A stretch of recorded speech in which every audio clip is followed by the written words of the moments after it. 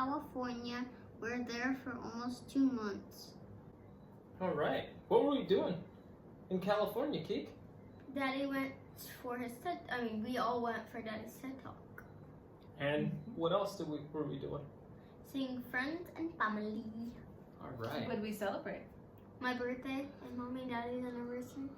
That's right. It's So- the same day as my birthday. That's how the trip started. So the first week back, we got to see family. We got to celebrate birthday, anniversary, and it was going really, really well. And then, as things go, plans went awry and were completely derailed. But we're going to tell you about the good stuff about the first week first. We haven't said much about our trip back to California, but there's a lot to catch you up on. What was it like leaving Barbados, Lise?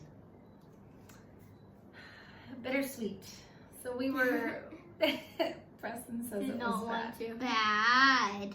Yeah, we obviously love Barbados, and we were excited to go back to California to see friends and family, because when we left in December, we didn't really have a proper goodbye with a lot of people because of COVID.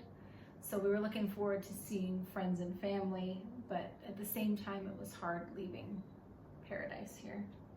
The kids even told us as long as we were coming back, they were willing to go, because they were really excited as well about coming back here, going to school here on the island, trying something new, just really, really being connected. So we went through the journey. What was it actually like, Lise, what were some of the things that we had to do to actually travel back? Because there were a couple steps to leave Barbados to be able to re-enter the U.S. What do we have to do? So leaving, we had to have COVID tests before departing. So when we came in December, the protocols were a little bit different. So we needed a COVID test in order to enter Barbados, but we didn't need COVID tests necessarily to board the airplane. So we did need tests this time to board the JetBlue flights. And the test that's required to go back to the U.S. from Barbados is an antigen test, which is the rapid test. So it wasn't required the PCR test. The testing process physically is identical. It's just the laboratory process. So the PCR tests are the more, more accurate. I guess they're Like 99%. 99%, and then the antigens are rapid. They're pretty rapid, but they're but they take less time to turn around, so you can get your results basically within an hour. We did the thing. We did that. The kids were terrified, even though they've done COVID testing before. They were terrified to have it done again, so we did it Because the first time we got a COVID test, when we were like in the U.S. like in the U.S. and then coming to Barbados. Like in the U.S., they shoved it up really far, and then here we went. They call it a brain test. Yes. Thankfully, there wasn't a brain test this time. And then here, the first COVID test we did here, and they shoved it up really far. They shoved it up too. Here. So that's why we were terrified, because those were. Now, was it actually as bad as you thought it was going to be? No, because it was a rapid test. It was 2 seconds. The anticipation is the worst. So there was a line. We were in line for about an hour. And so they were anticipating. Terrified. Yeah. How'd it go, baby? Good. Good. You made it, right? Was she super gentle? Yeah. You're all done.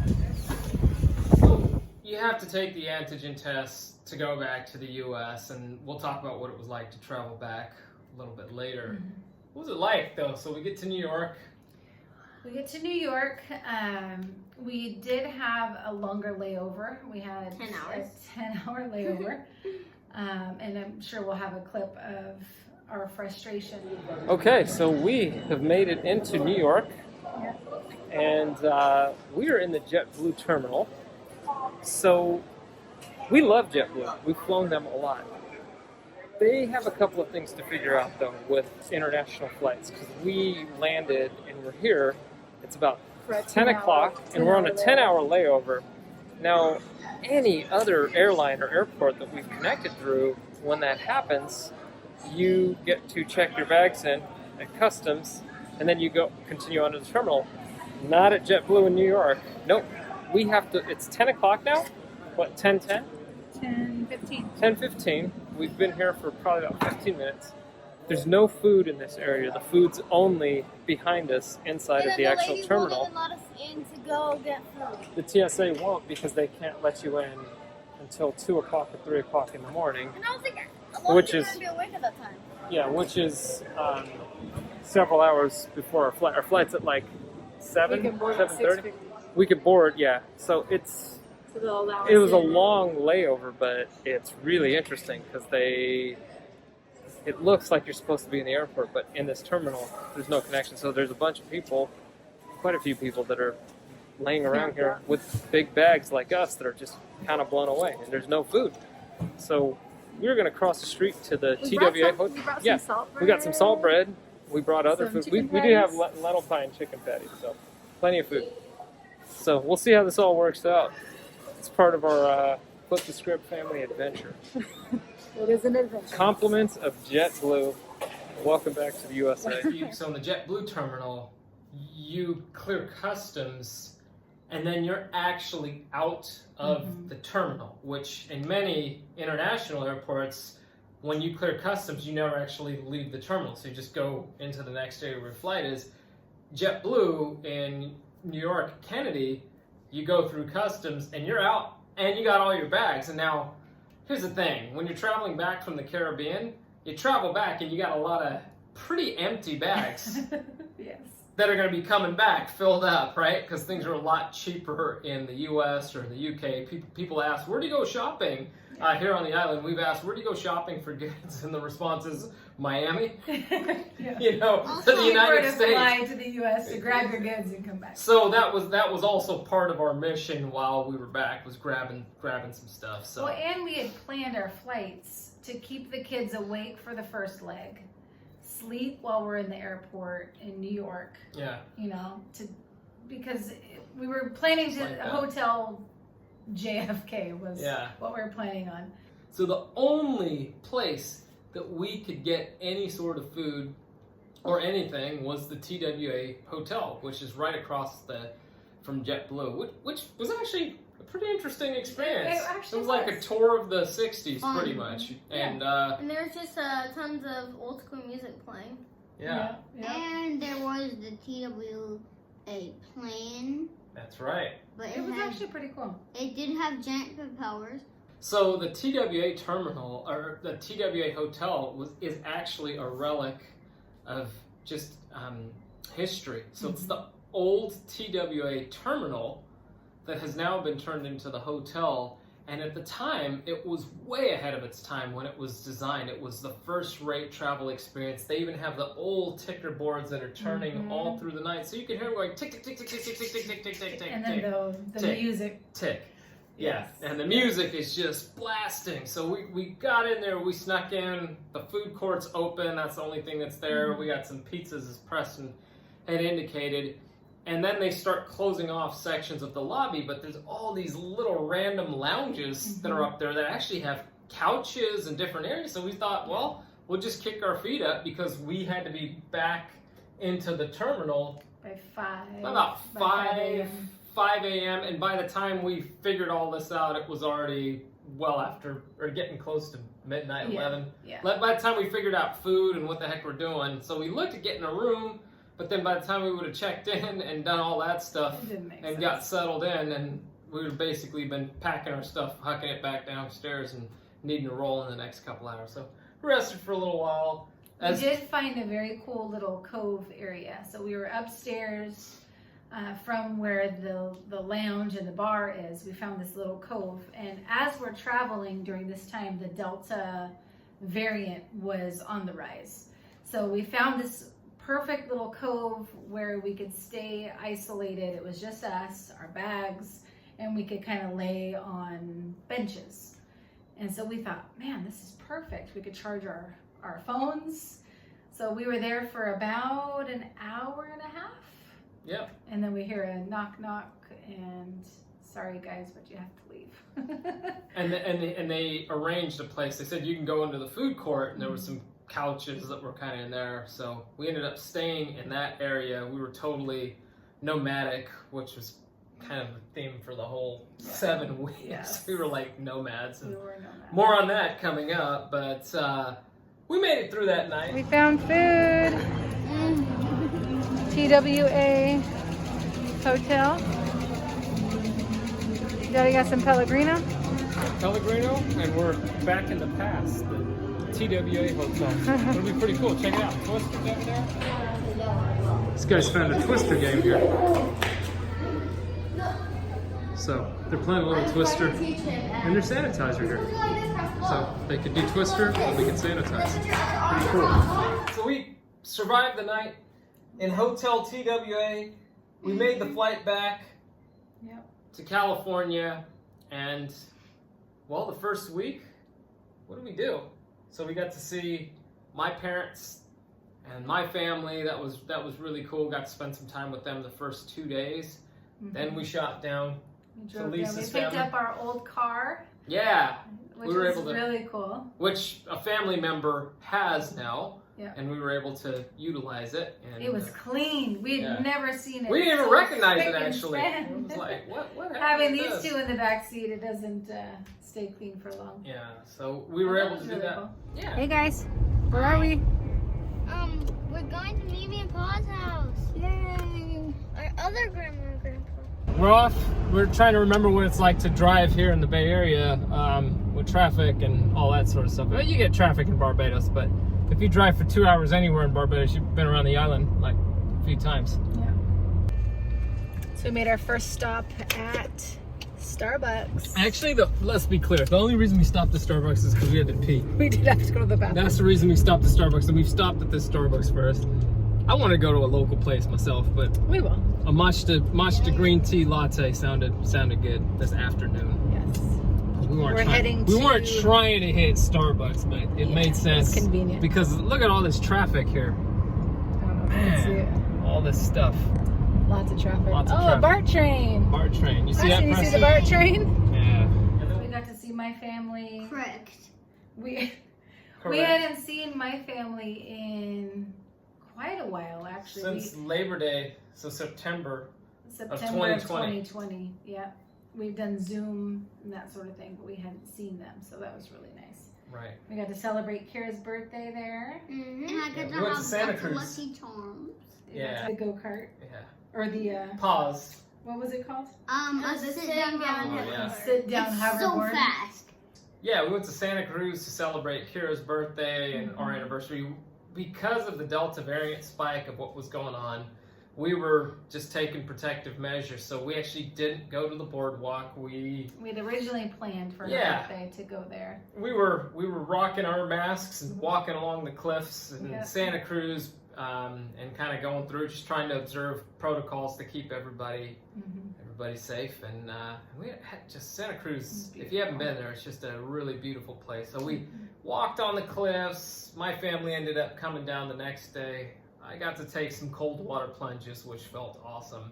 Got to jump cold water. in like actual cold water. This Barbados stuff is like a hot tub most of the time here, Our even in pool is a January. hot tub. It's perfect. Yeah, so it was nice going in the water in Santa Cruz, getting a plunge in there. I even delivered my TED Talk one morning at 6 a.m., swimming out in the ocean, just getting uncomfortable and cold. And you guys got to play on the beach and in the sand, and my parents came and joined us. A really dear friend of mine came and joined us as well. And we went hiking in the forest, in the redwoods. So we were really just keeping our space and our distance, and it was pretty cool. So, did you guys love Santa Cruz? What was one of your favorite things from Santa Cruz, Preston? Going to that food place. Yeah. Ooh, of Bet you didn't see course. that coming. A food Kira, place. What Kira, did what you about choose yours? for your birthday celebration? Which food place? Where did we go? Mosaic. Mosaic. Mosaic. One of our absolute favorite restaurants in Santa Cruz. It is So excellent Mediterranean food and just everything. The food there is just stellar. We're celebrating Miss Kira's birthday Which was yesterday. And and our wedding anniversary. that's right. Same It's good to be here. we went there, had a really cool dinner celebration there, and just with us, with our family. And then where do we head, Mom? And then we drove up to Sacramento. We were staying at a really, really good friend's house up there. Uncle Tim. Yeah, Uncle Tim. Uncle Timmy. Yeah, we were staying at his house and getting to hang out together. We stayed there for like a month. Yeah, we'll We talk. did Well, almost stay there we for kind of did, and more to come on that. Had So, to. so the first, we got in there late. Again, this was our first week there. Yeah. And that was basically the only people that we saw were your family, my family, Yep. and we were in this pretty tight bubble Mm-hmm. of where we're at. And we went to Uncle Tim's house. And then on that Tuesday, we kind of set up shop and we were able to do a little bit of work there. And it was actually pretty cool. We had laid out, from there we had planned that to whole week. see friends That and was neighbors yeah. and co-workers, and we had everything planned out. Yeah. And Well, it was a Sacramento week, so we had Yes. it planned out so we didn't have to move around too much. We were trying to be like Sacramento for, a block of time, Bay Area for a block of time, down at your parents' house in the Monterey area for a period of time. And a couple of our favorite spots. yeah. Pismo, we had it all laid out. Tahoe. We Yeah. had And lots of blocks of how we were going to go about it and going through it. And, after that Tuesday night, we cooked an awesome dinner for Uncle Tim and had a great time that evening. And tacos. we made Remember tacos. chicken tacos? Yeah, we made some chicken tacos. Remember? I got to play with we went- Owen. Do you know what I've just found? What did you just find? I have an idea. This is one of the things that we have missed dearly. Many of you might think we're crazy. This makes me so happy. You can see my smile. Yeah. He's been talking about this for a month. There's bottles. And more bottles. And we're getting this. I've never seen this much topo actually. Oh my god. Life is good. We shouldn't be sharing this, but we love you all, so we're gonna let you in on this. We're gonna let you in on Topo Chico. If we could figure out how to get Topo Chico imported to Barbados, and if you're coming to visit us, bring us Topo Chico. $1.49 for a bottle. Amazing. We would be incredibly thankful. Yeah. So we got to go through all of that and went down, picked up a vehicle from a dear friend of mine who was allowing us to borrow an additional vehicle if Lisa and I had to be split doing different things with the kids or with work. And Wednesday was a different day. What happened? So Tuesday night when we picked up the car, Darren was feeling a little off. We thought it was, from travels, just finally getting to a place where we felt like we were settled and, starting our meetings of a bunch of different places and people and things. And he had just showered and we had gone. It was probably 9 o'clock at night or so when we went to pick up this car, and he just felt off. And we thought, your body's probably just tired. Woke up Wednesday and clearly something was not right. And he took a nap in the middle of his work day, which does not happen. So then we definitely knew something was up.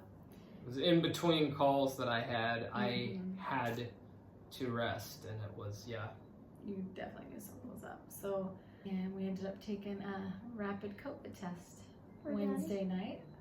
Well, and we rapidly confirmed that I had COVID. Rapidly. And that was... It tells you to wait 15 minutes. Within a minute and a half, it was clear that like 2 he was lines. positive. And I was... Yeah, it wasn't great. We had gotten... Both Lisa and I had gotten our first shot the week before.